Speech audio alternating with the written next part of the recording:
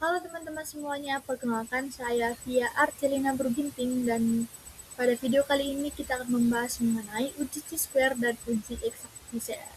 Nah, apa itu uji Chi-square? Uji Chi-square adalah salah satu metode statistik non-parametrik yang sering dimanfaatkan dalam penelitian bidang kesehatan, khususnya untuk menganalisis hubungan antara dua variabel yang berbentuk kategori. Dalam perkembangan evidence-based healthcare, uji ini memiliki peranan penting dalam menentukan apakah terdapat hubungan yang signifikan antara variabel tertentu, misalnya hubungan antara kebiasaan merokok dengan hipertensi atau tingkat pendidikan dengan status imunisasi anak. Salah satu kelebihan uji Chi-square yaitu penggunaan yang mudah serta tidak mensyaratkan data berdistribusi normal.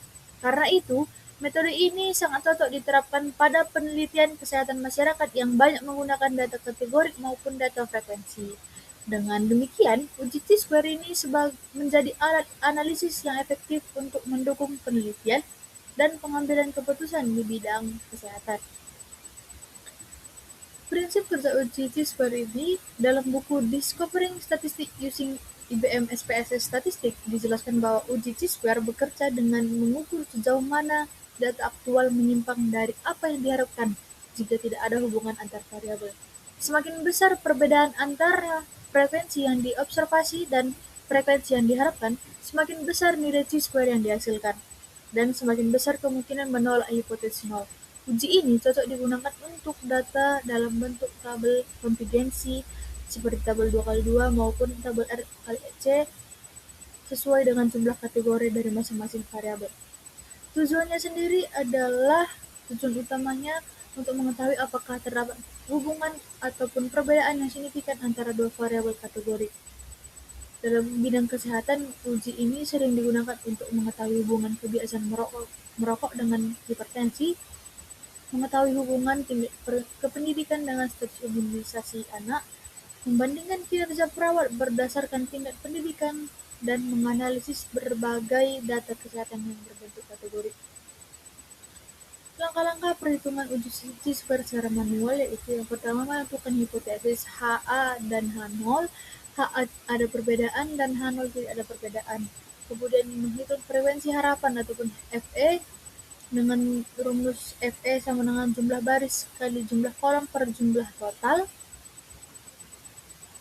Dan yang ketiga menghitung nilai Chi-square dengan rumus X kuadrat sama dengan sigma FO dikurang FE kuadrat per FE, dengan X kuadrat itu nilai Chi-square, FO nilai frekuensi observasi, dan FE frekuensi harapan. Dan selanjutnya menghitung derajat kebebasan ataupun DK dengan rumus K kurang 1 kali B kali DK, yaitu K kurang 1 kali B kurang 1, dengan K itu jumlah kolom, B jumlah baris. Untuk penggunaan ataupun langkah-langkah uji Chi-square di SPSS adalah yang pertama, kita masukkan data ke dalam data view, kita atur karakteristik variabel pada variabel view, kemudian kita klik analyze, kita klik descriptive statistik, kemudian kita pilih cross tabs dan memasukkan variabel sesuai baris dan kolom yang diinginkan. Setelah itu klik statistik, centang Chi-square lalu continue dan juga OK. Maka akan hasilnya kita interpretasikan hasil output dari SPSS-nya.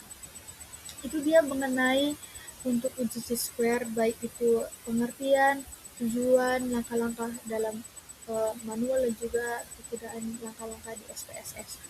Kemudian uji eksak PCR. Uji eksak PCR adalah uji statistik non-parametrik yang digunakan untuk menguji hubungan antara dua variabel kategori dalam tabel kontinuensi 2x2, terutama ketika jumlah sampel yang digunakan itu kecil ataupun ketika data tidak memenuhi asumsi-asumsi yang dibutuhkan oleh uji Chi-square. Uji ini lebih tepat digunakan saat frekuensi yang diharapkan sangat kecil, biasanya itu kurang dari 5, dalam beberapa sel ada tabel kontingensi.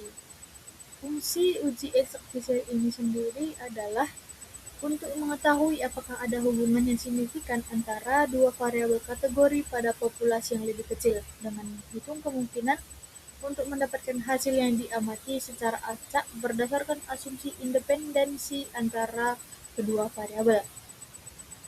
Rumus uji X Fisher ini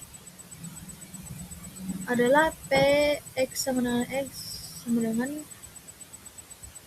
A tambah B dikali C tambah D per A per C per N per A tambah C, di mana untuk uji X Fisher ini menghitung probabilitas dari tabel yang diamati dan membandingkannya dengan probabilitas semua kemungkinan tabel yang dapat terjadi di bawah hipotesis 0.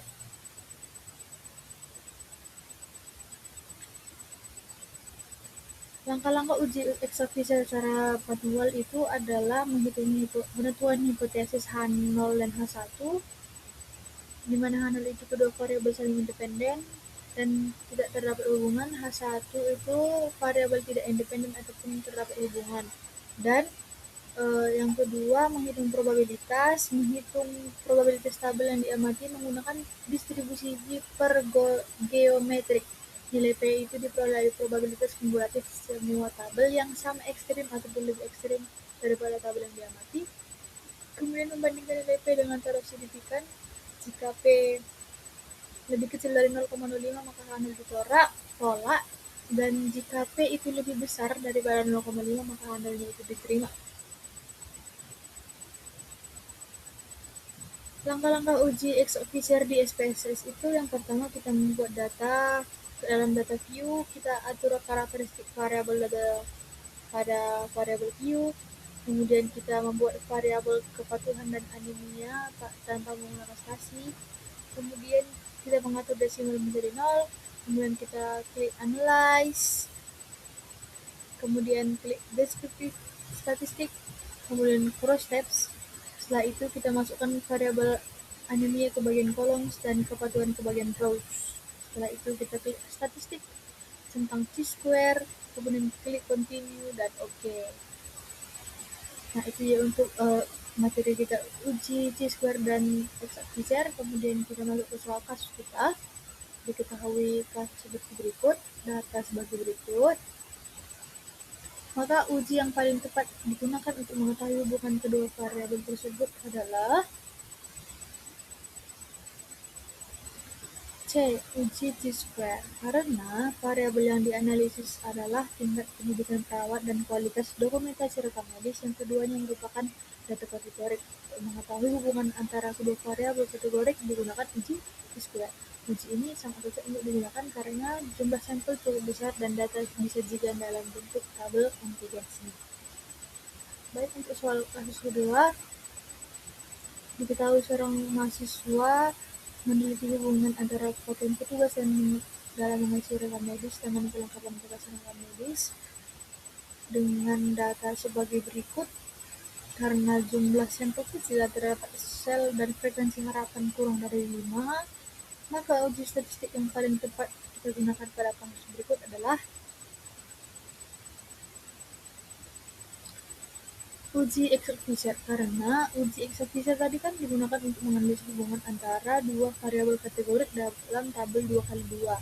Ketika jumlah sampelnya itu kecil ataupun frekuensi harapan kurang dari 5, maka pada kasus ini kita gunakan uji X Fisher karena jumlah sampelnya itu hanya 16 orang, sehingga lebih tepat menggunakan uji X Fisher dibandingkan dengan uji chi-square.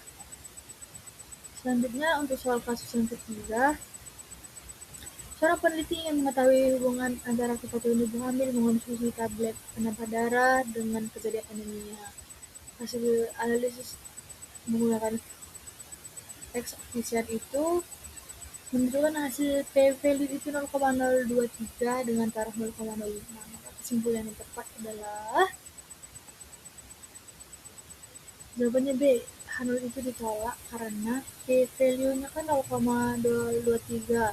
Sedangkan jika p-value itu lebih kecil daripada 0,05 maka H0 itu ditolak, dan artinya terdapat perbedaan hubungan yang signifikan antara kepatuhan mengonsumsi tablet tambah darah dengan kejadian anemia pada ibu hamil.